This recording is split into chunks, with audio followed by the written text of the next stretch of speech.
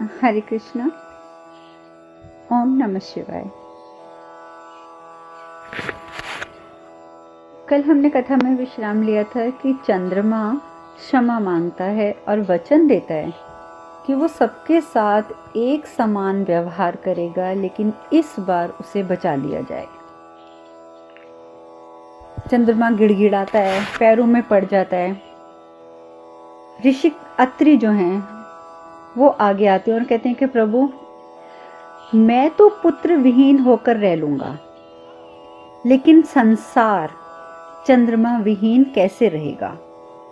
सृष्टि का संतुलन नहीं रह पाएगा। प्रभु, आपको मेरे लिए ना सही, सृष्टि के संचालन के लिए चंद्रमा को क्षमा करना होगा,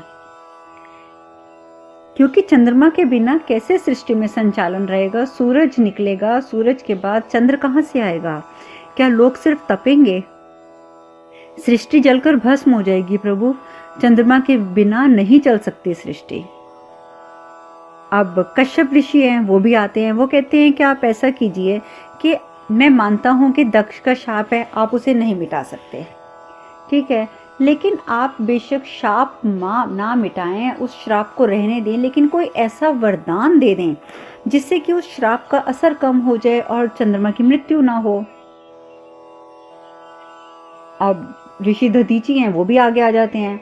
वो कहते हैं कि देखो प्रभु, मैं इतना जानता हूं कि शिव कल्याण का दूसरा नाम है। शिव का मतलब ही होता है कल्याणकारी।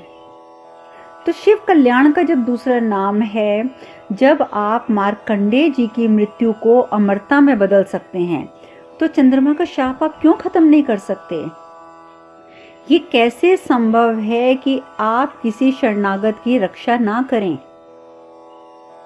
आप तो अपने भक्तों के लिए खुद दौड़े चले आते हैं, और आज चंद्रमा तो आपका शरणागत है, तो आप चंद्रमा की रक्षा क्यों नहीं कर सकते? भगवान शिव फिर वही कहते हैं कि मैं क्या करूं। पहली बात तो ये है कि इसका अपराध क्षमा योग्य नहीं है, पर फिर भी सृष्टि की रक्षा के लिए मैं इसे जीवन दान अवश्य दूंगा।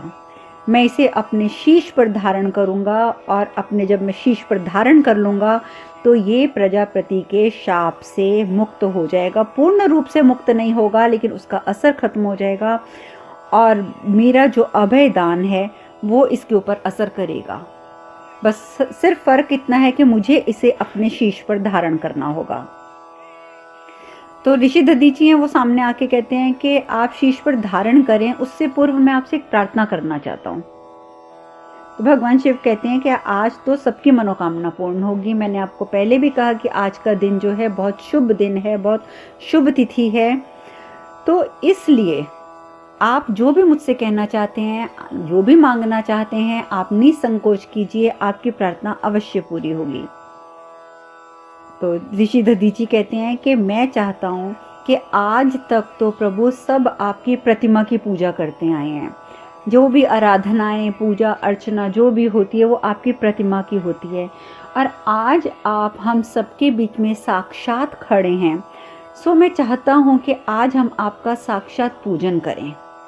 आज आपकी प्रतिमा की पूजा हम नहीं करना चाहते। मेरी मनोकामना यही है कि हम आपकी साक्षात पूजा करें और एक बहुत अच्छा उत्सव मनाएं। तो भगवान शिव मुस्कुराते हैं, उनको कहते हैं कि ठीक है, जाओ उत्सव की तैयारी करो, और मैं उत्सव के बाद अब चंद्रमा को अपने मस्तक पर धारण करूंगा। और इस प्रकार से उत्सव की तैयारी शुरू हो जाती है, और तीनों ऋषि दधीची, ऋषि अत्रि और ऋषि कश्यप, तीनों ऋषि मिलके भगवान शिव का जो साक्षात उपस्थित हैं वहां पर, उनका पूजन करते हैं। और भगवान शिव की पूजा आराधना होती है। उसके बाद वहां पर नाच गाना होता है। सब लोग बहुत खुश हैं। क्यों खुश हैं? क्योंकि भगवान साक्षात वहां उपस्थित हैं और भगवान की साक्षात पूजा हो रही है, साक्षात अभिषेक हो रहा है। जब उन्हें स्नान कराया जाता है दुग्ध से, तो भगवान को साक्षात कराया जा रहा है। तो ये चीज आप जान सकते हैं, समझ सकते हैं कि कितनी खुशीदायक होती है। इसके बाद जब पूरा उत्सव होता है, सब उत्सव में लीन है, लेकिन एक सती है जो बस एक कोने में खड़ी सब कुछ देख रही है, क्योंकि उसकी बहुत तीव्र इच्छा है कि कम से कम आज तो भगवान शिव उसकी ओर देखें, क्योंकि वो ये सोचती है कि मैंने भगवान शिव के लिए क्या क्या किया, कितना कुछ सहा, और ये तो एक नज़र उठाकर भी मुझे नहीं देखते। और वो बहुत उदास मन से कोने में खड़ी रहती है। और उधर दूसरी ओर ब्रह्मा जी और विष्णु जी आ जाते हैं। ब्रह्मा जी और विष्णु जी आके बोलते हैं कि ब्रह्मा जी कहते हैं कि आज आप चंद्रमा को धारण कर रहे हैं अपने मस्तक पर, और ये बहुत ही शुभ दिन है, बहुत ही शुभ कार्य है। और विष्णु जी भी कहते हैं कि और हम दोनों भी इस कार्य में साक्षी बनना चाहते थे, और हम अपने आप को साक्षी बनने से रोक नहीं पाए, और यही कारण है कि आज मैं और ब्रह्मा जी हम भी यहाँ उपस्थित हैं। तो अब पूजन खत्म हो जाता है। जब सारा उत्सव खत्म हो जाता है तो भगवान शिव जो हैं वो चंद्रमा को अपने मस्तक पर धारण करते हैं। सब लोग जोर से जयकारा लगाते हैं, हर हर महादेव, हर हर महादेव, हर हर महादेव।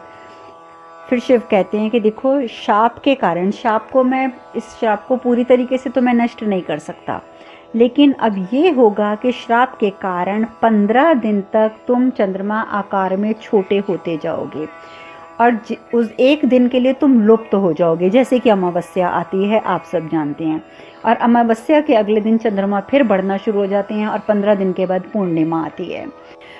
तो भगवान शिव कहते हैं कि अब 15 दिन तुम्हारा आकार छोटा होगा, और मेरे अभय दान के कारण 15 दिन के बाद आपका आकार फिर बढ़ेगा, और ये चक्र सृष्टि के अंत तक चलेगा।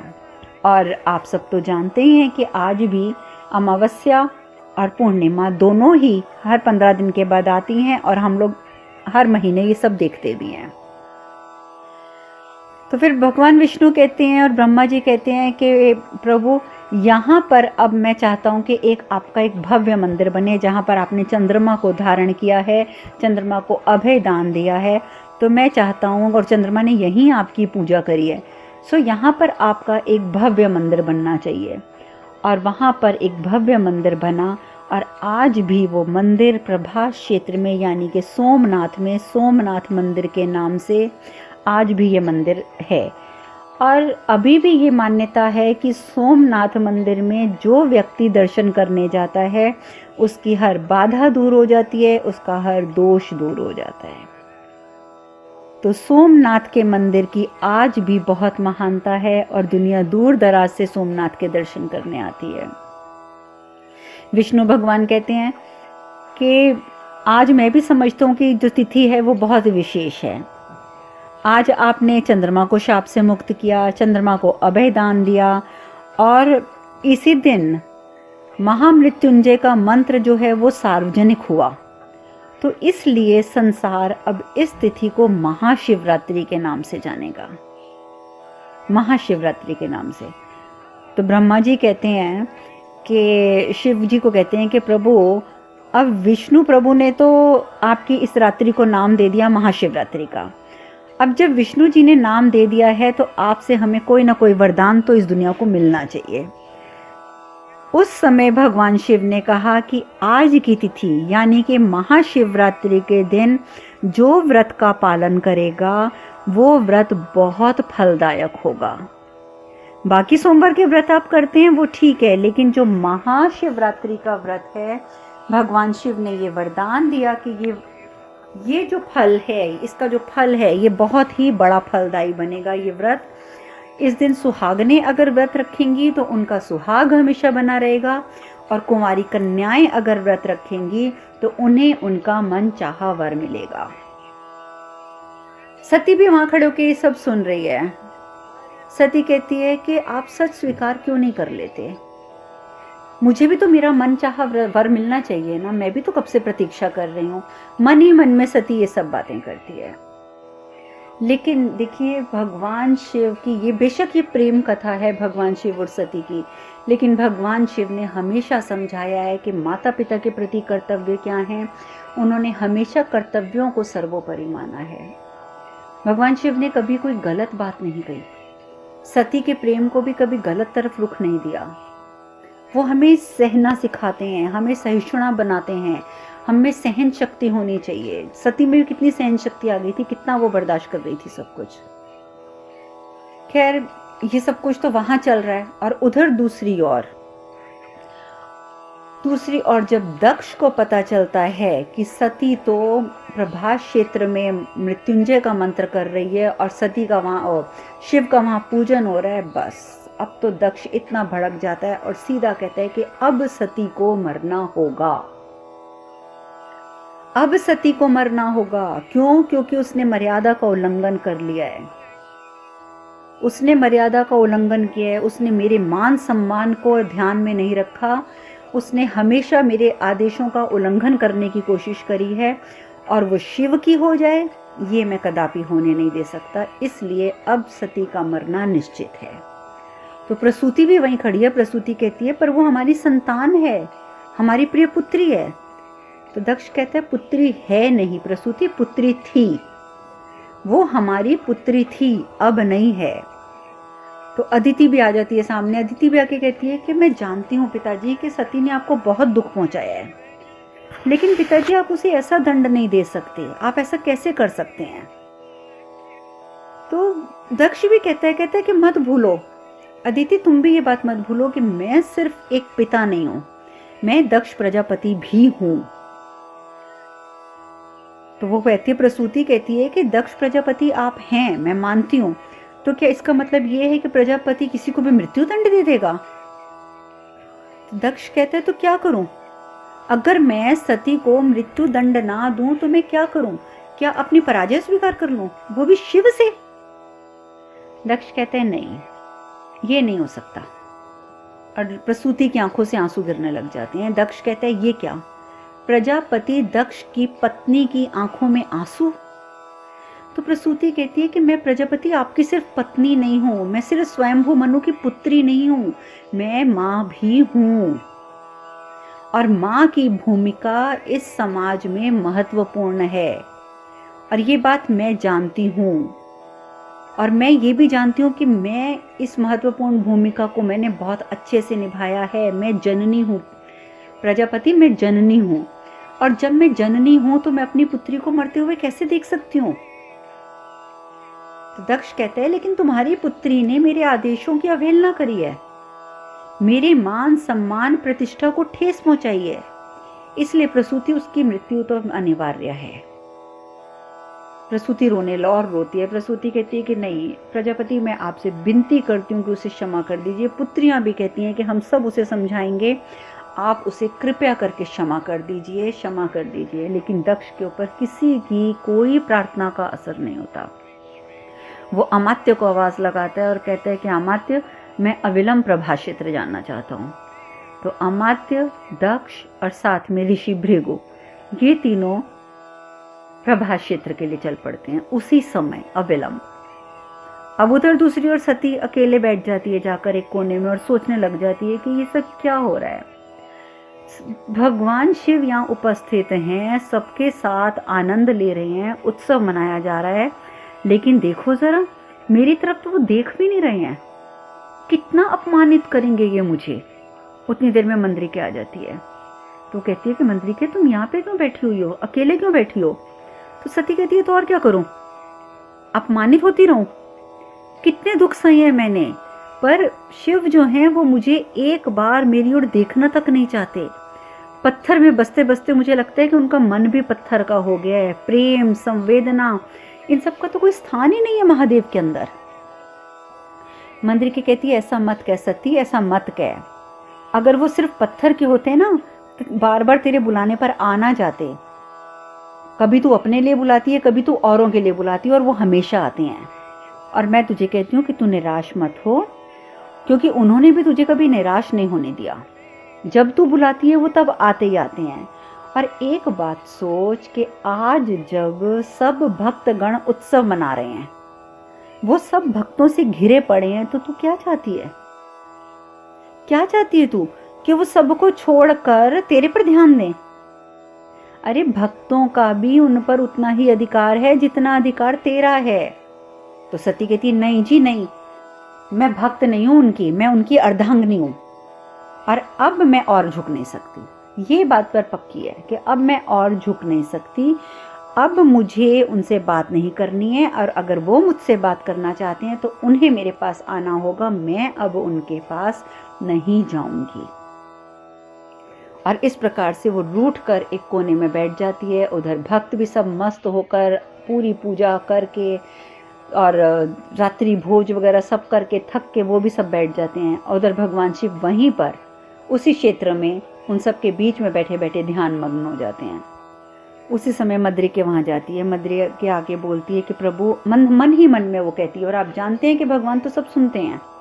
वो मन ही मन भगवान के सामने हाथ जोड़कर खड़े हो जाती है और कहती है कि प्रभु, आप तो सर्वज्ञ हैं, और मैं ये भी जानती हूँ कि आप सती की व्यथा से भी आप जानते हैं, वो व्यथा भी आपसे छुपी हुई नहीं है।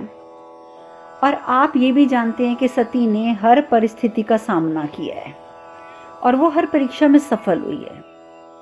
तो आप मुझे बताइए प्रभु कि और आप उसे कितनी प्रतीक्षा करवाएंगे। प्रभु, अब उसने धैर्य की चरम सीमा पार कर ली है।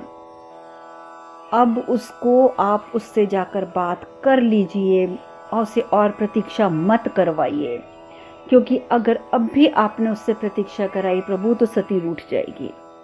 मैं जानती हूँ कि मैं बहुत तुच्छ हूँ, बहुत छोटी हूँ, मुझे कुछ मांगने का भी अधिकार नहीं है, पर सती मेरी पुत्री के समान है। मुझसे उसका दुख नहीं देखा जाता प्रभु, मुझसे बिल्कुल दुख नहीं देखा जाता। इसीलिए मैं आपसे हाथ जोड़कर कहती हूँ कि एक बार आप मेरी बात सुन लीजिए, मेरी बात मान लीजिए और आप एक बार सती से बात कर लीजिए। देखिए, उसने अपने पिता की हर यातना को सहा है। मैं आपसे सिर्फ इतना बोलती हूँ कि आप सती को कुछ अधिकार तो दे दीजिए। और वो भी आंखें बंद करके वहीं खड़े हो जाती है और मन ही मन में सब बातें बोल रही होती है। तो उसको शिव की आवाज़ आती है कि मद्रिके, आज शिवरात्रि है, आज हर भक्त की प्रार्थना स्वीकार है। मद्रिके एकदम आंखें खोल लेती है, देखती है कि भगवान शिव भी आंखें खोलकर उसकी ओर देख रहे हैं और मुस्कुराकर वो धीरे से कहते हैं, मैं सती के पास खुद जाऊंगा। अब वो मद्रिके बड़ी खुश होती है, कहती है, मुझे पूरा विश्वास था प्रभु कि आप सती की मनोकामना भी पूर्ण करेंगे। शिव जो है वो वहां से उठते हैं सीधा सती के पास। सती का मुंह दूसरी ओर होता है और वो सोच रही होती है कि शिव क्यों नहीं आए, क्यों नहीं आए। जैसे ही घूमती है तो देखती है सामने शिव खड़े हैं। जैसे वो शिव को देखती है तो वो उनसे प्रश्नों की बौछार कर देती है उनके ऊपर। कहती है कि आपसे मैं बहुत सारे प्रश्न करना चाहती हूँ महादेव, मेरा आपसे क्या नाता है, मैं क्यों आपकी ओर हर समय खिंचती रहती हूँ, और क्यों हर समय विपदा में मैं आपको ही पुकारती हूँ, क्यों मेरे विचार जो हैं वो आपसे मुक्त नहीं होते हैं, क्यों मैं सत्य से अनभिज्ञ हूँ, और आप तो सब कुछ जानते हैं, और आप सब कुछ जानने के बावजूद मुझसे दूर क्यों हैं, क्यों ये दूरी बना के रहते हैं। क्या आपके मन में एक बार भी ये इच्छा नहीं आती, क्या एक बार भी आपका मन नहीं चाहता कि आप मुझसे बताएं, मुझे मेरी असलियत बताएं, आप मुझे ये बताएं कि आखिर मेरा आपसे क्या नाता है। क्या आप मुझे एक बार भी सत्य नहीं बता सकते? क्या आपकी कभी इच्छा नहीं होती कि आप मुझे वास्तविकता बताएं? इतने सारे प्रश्न सती एक साथ पूछ बैठती है। तो शिव कहते हैं कि सती, सत्य को ना जानने में ही तुम्हारी भलाई है। वास्तविकता से अगर तुम अनभिज्ञ रहती हो तभी तुम्हारी भलाई है सती, क्योंकि हमारा मिलना असंभव है, हमारा मिलना एकदम असंभव है। तो सती कहती है कि क्यों असंभव है? मैं तो जितना समझ पाई हूँ, जितना मैं जान पाई हूँ, मैं तो ये जानती हूँ कि मैं आपकी अर्धांगिनी हूँ, और जब मैं आपकी अर्धांगिनी हूँ तो हमारा मिलन संभव क्यों नहीं है? या ये है कि आप मुझे पुनः अपनाना ही नहीं चाहते? अगर ये कारण है तो भी आप मुझे सही बताइए। तो शिव कहते हैं कि मैं तुम्हें कैसे अपनाऊं, तुम दक्ष की पुत्री हो। अब तो सती भड़क जाती है, कहती है मैं दक्ष की पुत्री हूँ, यानी कि दक्ष जो हैं वो आपको, मेरे पिताजी जो हैं वो आपको अपना शत्रु मानते हैं। तो आप प्रतिशोध के कारण कि मैं दक्ष की पुत्री हूँ और आप इस प्रतिशोध के कारण मुझे अस्वीकार कर रहे हैं, प्रतिशोध के कारण। शिव कहते हैं नहीं सती, नहीं, मैं प्रतिशोध के कारण तुम्हें अस्वीकार नहीं कर रहा हूं, मैं तुम्हारा प्रेम स्वीकार इसलिए नहीं कर रहा हूं क्योंकि चाहे तुम हो या संसार का कोई अन्य व्यक्ति हो, चाहे संसार का एक साधारण व्यक्ति हो, चाहे वो दक्ष की पुत्री हो, आप सब की जो जीवन है वो एक सीमाबद्ध है। और आप लोगों का जीवन सीमाबद्ध है, इसलिए ये बातें मेरे लिए असंभव हैं। तो सती बोलती है, कैसी सीमा? आप कौन सी सीमा की बात कर रहे हैं? तो शिव कहते हैं, तुम जानना चाहती हो कैसी सीमा? जानना चाहती हो? चलो मैं तुम्हें दिखाता हूँ। अब शिव उसे कहाँ लेकर जाते हैं, उसे कौन सी सीमा दिखाते हैं, ये चर्चा हम कल करेंगे। आज हम यहीं विश्राम लेते हैं। हरे कृष्ण कृष्ण कृष्ण हरे हरे, हरे राम राम राम हरे हरे। आप सब खुश रहें, सुखी रहें, स्वस्थ रहें। हरे कृष्णा। ओम नमः शिवाय, ओम नमः शिवाय, ओम नमः शिवाय।